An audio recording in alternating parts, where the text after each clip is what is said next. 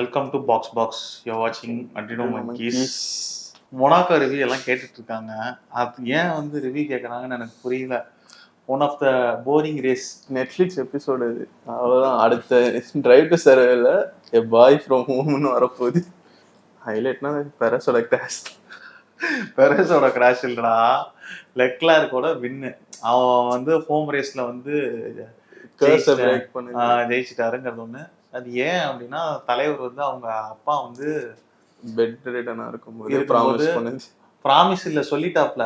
F1ல செலக்டே ஆகல, F1ல நான் வந்துட்டேன், F1ல டிரைவர் ஆகிட்டேன்னு சொல்லிட்டாப்ல. அவங்க அப்பா இறந்துட்டாரு. ஆனால் அப்போ வந்து சார்ல்ஸ் லெக்லர்க் வந்து F1ல டிரைவரே ஆகலை. சாபருக்கும் ஹேஷ்லியோ டெஸ்ட் டிரைவராக தான் யூஸ் பண்ணிட்டு இருந்தாங்க. ஸோ ஒன்ஸ் அவர் வந்து ஃபார்முலா 1 டிரைவர் ஆகும்போது அந்த ப்ராமிஸை வந்து ஃபஸ்ட்டு வந்து இது பண்ணியிருக்காப்புல.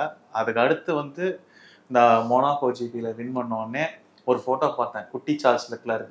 அது பார்த்தா அந்த மெஸ்ஸி இது போட்டிருப்பாங்களே, ரொனால்டோ மெஸ்ஸி இது குட்டி பையன், அந்த மாதிரி வந்து வி மேக் இட் அப்படின்னு கேள்வி வைக்கிற மாதிரி.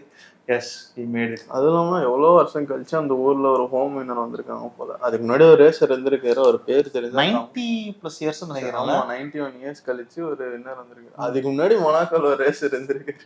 ஸோ இது வந்து மேக்ஸ் வெர்ஸ்டாப்பன் பண்ணிட்ட போய் கேட்குறாங்க இந்த மாதிரி. அவரும் சொல்கிறாரு, இது ஓட்டும் போதே சொல்கிறாப்புல, இது வந்து போர் அடிக்குது, எனக்கு தூங்கிடலான்னு தோணுது அப்படின்ட்டு. ரிப்போர்ட்டர் வந்து இவ்வளோ நக்கலாக பேசியிருக்கேன்னு ரிப்போர்ட்டர் வந்து மேக்ஸை கேட்குறான். அதுக்கு மேக்ஸ் வந்து என்ன சொல்கிறாருன்னா, உனக்கு ஃபஸ்ட்டு ரேஸ் எப்படி இருந்தது அப்படின்னு கேட்குறான். போர் அடிச்சுது எனக்கு, பார்க்குறேன் உனக்கே போர் அடிச்சுருந்தா ஓட்டுறேன், எனக்கு போர் அடிக்காதா அப்படின்னு சொல்ல. ரசல் பிடிச்சது செம்மையா இருந்தது. ரசல் ஆக்சுவலா இப்போ ரசல் பிடிச்சது செம்மையா இருந்ததுங்கிறத விட ஃபெராரி ஜெயிச்சதுக்கு ரீசன் வந்து ஸ்ட்ராட்டஜியே கிடையாது. உள்ள பிட் ஸ்டாப் போனதால நாங்க தோப்போம், போவே மாட்டோம் மேடம் அப்படிங்கிற மாதிரி சப்போர்ட் பண்ணிருச்சு.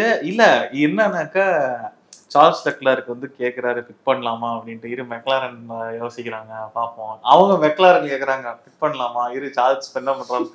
எனக்கு என்னன்னா மாற்றி மாற்றி கேட்டுட்டு இருக்காங்கன்ட்டு நம்ம சரவணன் ப்ரோ இருக்கார்ல, அவர்கிட்ட கேட்டேன். எனக்கு ஏதோ சரிப்பட்டு வரல. ஸோ சரவணன் ப்ரோ என்கிட்ட சொல்கிறாரு, இந்த மாதிரி மேக்ஸ் வந்து இந்த ரேஸை ஜெயிப்பான் அப்படின்னாரு. நான் பார்த்தேன், என்ன இந்த ஆள் இப்படி சொல்கிறாரு அப்படின்ட்டு. அதுக்கப்புறம் பார்த்தாக்கா சொல்கிறாரு, பிட் ஸ்டாப் மட்டும் எல்லாத்துக்குமே நடந்துச்சுனாங்க மேக்ஸ் தூக்கிடுவான் ரேஸை அப்படின்னாரு. அப்போ நான் என்ன சொன்னேன், 15 லேப் பேலன்ஸ் இருந்தது. சரவணன் ப்ரோ 15 லேப் பேலன்ஸ் இருக்குது, இந்த 15 லேப்பில் பிட் ஸ்டாப் பண்ண போகிறதில்ல. நான் என்ன பண்ணுறேன், போயிட்டு பால் பாக்கெட்டை வாங்கிட்டு வீட்டுக்கு தேவையான கிராசரிஸ்லாம் வாங்கிட்டு எல்லா வேலையும் முடிச்சுட்டு வந்துடுறேன்ட்டு போயிட்டேன். வெளியே போயிட்டு வாங்கிட்டு வரேன். பார்த்தா பிட் ஸ்டாப் பண்ணுவாங்க அப்படின்னு எக்ஸ்பெக்ட் பண்ணேன். பார்த்தா அதே ஓட்டுறாங்க, அப்படியே ஓட்டுறாங்க. கிரிட் இருந்தது, அதே கிரிட் கண்டினியூ ஆகுது. என்னடா இது அப்படின்ட்டு இருக்குது. இது வந்து எப்படின்னாக்க, அந்த ஃபர்ஸ்ட் யாரு ஸ்டார்ட் பண்றாங்களோ ரேஸை P1 to P இது அவங்களே தான் ரேஸை கம்ப்ளீட் பண்ணியிருக்காங்க. இது ஒரு இது வேற ரெக்கார்டு வேற அப்படிங்கிறாங்க. இதுக்கு வந்து ஒரு ரிவ்யூ வந்து நம்மள போட சொல்லி நீங்க வேற கேக்குறீங்க. இதுக்கு நான் என்ன சொல்றதுன்னு தெரியல. சார்ல்ஸ் லெக்லர்க் ஜெயிச்சது நல்லா இருக்குன்னா, அது அடுத்த வருஷம் நெட்ஃபிளிக்ஸ் வரும்போது அதோட பில்டப் வேணா போய் பாருங்க. இல்ல உண்மையிலேயே ஆக்சுவலா சார்ல்ஸ் லெக்லர்க் ஜெயிச்சதோட எனக்கு ஃபெராரி வந்து போடியம் அடிக்கிறது வந்து ரொம்ப ஹாப்பியா இருந்தது. ஃபெராரி ஃபேனா தான், எனக்கு சார்ல்ஸ் லெக்லர்க் ஃபேன் இல்லை. நான் ஃபெராரி வரணும், அதுக்கு எக்ஸ்ட்ரா ஒரு போனஸ் மாதிரி சார்ல்ஸ் அந்த பையன் ஏதோ ஜெயிச்சுட்டு போறான். இந்த வருஷம் ஏன் ஜெயிச்சான்றதுக்கு ஒரு மீம் போட்டிருந்தேன். ஓகே, வாட்டி எப்போ மொனாக்கோ போனாலும் vlog எடுத்து யூடியூப்ல போட்டுருவோம். இந்த வாட்டி போடல அவரு. ஆமா, நானும் பாத்துருக்கேன். மொனாக்கோ போனா உட்காந்து my home race my warming அப்னு சொல்லி எடுத்து போடுறாரா. இந்த வாட்டி போடவே இல்லை. யூடியூப்ல சம்பாதிக்காததுனால சார்ல்ஸ் லெக்லர்க் இங்க ஜெயிச்சிட்டாரு. இந்த கான்சென்ட்ரேட் பண்ணல, ரேஸ்ல கான்சென்ட்ரேட் பண்ணிட்டு. ஸோ பெரேஸோட கிராஷ் வந்து யார் மேல தப்பு, யார் மேல தப்புங்கிறதோட டேமேஜ் வந்து ரொம்ப அதிகமாகி இப்போ ரெட்புல் வந்து அப்கிரேட் வந்து நெக்ஸ்ட் இதுக்கு பண்ண முடியாம அந்த செகண்ட் ஹாஃப் வந்து இங்க எல்லாத்தையும் கொட்ட போறாங்க போல. இல்ல, second half of the season வந்து ரெட்புல்க்கு அப்கிரேடே இருக்காதுன்னு நினைக்கிறேன். ரெட்புல் என்ன ஆக போறாங்கன்னா 90% வந்து காலியாகிறதுக்கு சான்ஸ் இருக்கு. ஒரு இந்த பெரேஸோட ஒரு கிராஷ்னால. எப்படி இப்போ ஆல்பானோட இது ஆகி சார்ஜென்ட் இதை ஓட்டி ஒரு கதை ஓடிச்சு இல்ல, கன்ஸ்ட்ரக்டர் முடிஞ்சிச்சு. அப்போ தெரியல, நிறைய சான்ஸ் இருக்கு. ஏன்னா ஃபெராரி வந்து பயங்கரமா வந்துட்டு இருக்காங்க. ஃபெராரியை விட லாண்டோ நாரிஸ் என்ன டிரைவ் போனாட்டி. மெக்லாரன் டீமா ஏதோ மொரால் சூப்பரா இருக்கு போல அவனுக்கு 2 பேருக்கிட்டே. இல்ல இப்போ என்னன்னாக்கா, லாண்டோவே வந்து இப்போ இந்த ஃபார்முலா 1ல கொஞ்சம் ஒரு மாதிரி ஓட்டிட்டு இருந்தாப்புல ஃபர்ஸ்ட். இப்போ சடனா பார்த்தா அந்த சின்ன வயசுல பண்ண இருந்த லேண்டோ மாதிரி ஃபுல் ஃபோக்கஸ்டா ஏதோ இருக்க மாதிரி தோணுது. ஸோ அதனால வந்து மெக்லாரன் கூட டீம் டு வாட்ச் அவுட்னு சொல்லலாம். அந்த சைடு வந்து எஸ்டபான் ஓகான் வந்து ஒத்துக்கிட்டாப்ல, இது என்னோட தப்பு தான்.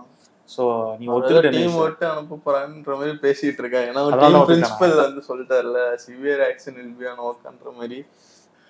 ஸோ அதுதான் மொனாக்கோல எனக்கு தெரிஞ்சு வேற என்ன ஆஷ் பாவம்.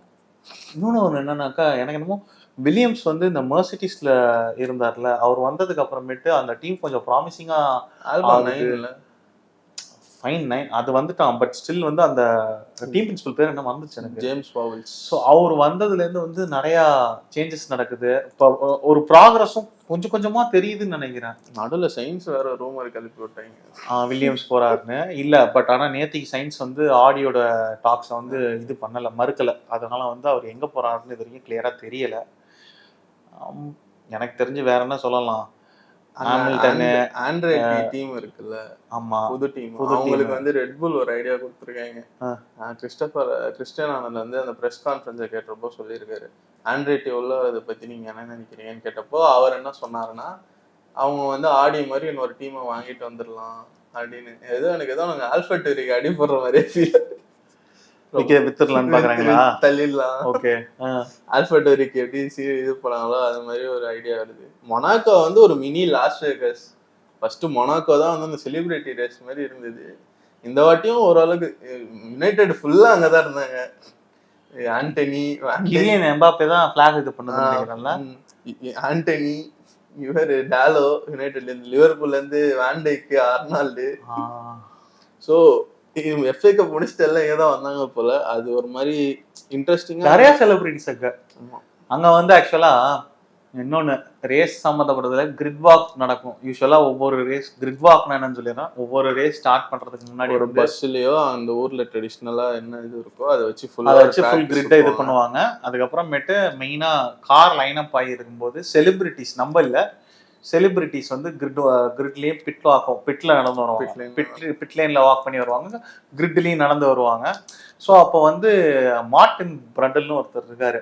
அவர் வந்து அந்த கிரிட் வார்க்கு பிட் வார்க்குலாம் வந்து பிஸ்தா மாதிரி. அவர் எப்படின்னாக்கா அவர் தான் அங்க வச்ச சட்டம். நம்ம கிரிக்கெட்ல ஆஷா போப்லே சொல்லுவாங்கல்ல, அந்த மாதிரியான ஒரு ஆள் F1ல மார்டின் பிரண்டல். அங்க வந்து என்ன ஆச்சு அப்படின்னாக்கா, ரீசெண்டா ஒரு செலிபிரிட்டி, ஒரு யாரு அந்த பொம்பளை யாருன்னு கூட எனக்கு தெரியல, அவ செலிபிரிட்டிங்கிறாங்க, எனக்கு மார்டின் பிரண்டல்ல தெரியும். அவகிட்ட போயிட்டு வந்து ஹவுஸ் எக்ஸ்பீரியன்ஸ் அப்படி இப்படின்னு கேட்கும்போது அவர் செக்யூரிட்டிஸ் வந்து மார்டின் பண்டில் வந்து தள்ளும் போது இல்ல, அப்போ அவர் சொல்லுவாரா, ஐ ஆம் த இன்சார்ஜ் ஹியர், நான் தான் இங்க எல்லாமே, அதனால நீ ஒரி பண்ணிக்க வேணாம்னே. அவ வந்து ஈகோ பிடிச்சவ போல, டக்குன்னு அவன் மூஞ்சி மாதிரி நாட் இன்ட்ரெஸ்டட் அப்படின்றான். பார்த்தா அதோட ஒரு பெரிய செலிபிரிட்டி ஹாலிவுட் ஆக்டர் ஒருத்தர் பின்னாடி இருப்பாரு. நான் நேம்லாம் பண்ண விரும்பல. ஸோ அவர் இருப்பாரு, ஸோ அவரு வந்து மார்டின் பண்டில் வந்துட்டு அப்போ கேட்கும்போது அவங்களோட செக்யூரிட்டிஸும் மார்டின் பண்டில் போய் தள்ளும் போது இதே தான் சொல்லுவாரா, இது யூஸ்வலா இங்க நடக்கிறதா, நான் தான் இங்க மாசு, தயவு செய்து நான் எக்ஸ்பீரியன்ஸா கேட்கறேன்னு சொல்லும்போது அவரு அந்த செலிபிரிட்டி மார்டின் பண்டில் வந்து தள்ளிட்டு, சாரி இவங்க செக்யூரிட்டிஸை தள்ளிட்டு, நீங்க வந்து மிகப்பெரிய ஆளு, அந்த ரெஸ்பெக்ட், அட்மோஸ்ட் ரெஸ்பெக்ட், அதாவது ஒரு ஸ்போர்ட்டை தெரிஞ்சவங்க தான் இன்னொருத்தவங்களுக்கு அந்த ரெஸ்பெக்டை தருவாங்கும் போது இந்த செலிபிரிட்டி வந்து இந்த மாதிரிலாம் நடந்திருந்தா மன்னிச்சிருங்க, வெரி சாரி, நீங்க தான் இங்க மாஸ்டர், நாங்கெல்லாம் சாதாரண ஆள் தான், நாங்கள் வேடிக்கை பார்க்க வந்த ஆட்கள், நான் உங்க கூட நின்று போட்டோ எடுத்துக்கணும்னு சொல்லிட்டு அந்த மாதிரி ஒரு ரேஞ்சில் போய் முடிஞ்சிச்சு. அது என்ன ஏது நீங்க கூகுள் பண்ணி யூடியூப்ல பார்த்துக்கோங்க. செலிபிரிட்டி பேர்லாம் செலிபிரிட்டி பேரை யூஸ்வலா சொல்ல விரும்பலங்கிறத விட வந்து எனக்கு கன்ஃபார்மா பேர் தெரியல, அதான் பிரச்சனை. ஆள் தெரியுது, பேர் மட்டும் ஞாபகம் வர மாட்டேங்குது.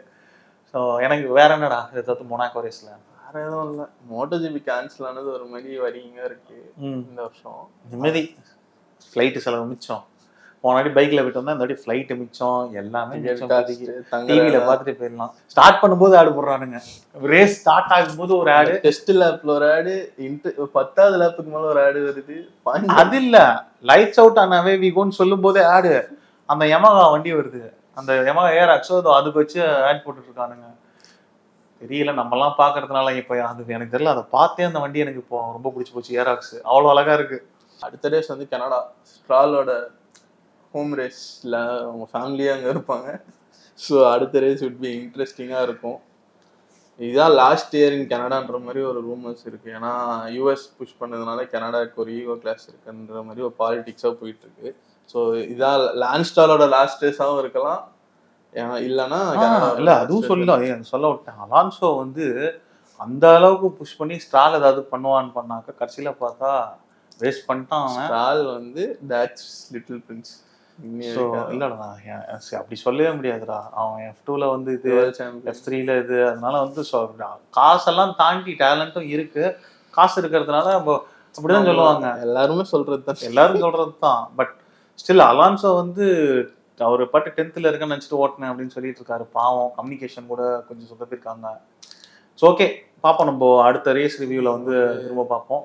கனடா ரிவ்யூவில் பார்ப்போம். தேங்க்ஸ் ஃபார் வாட்சிங்.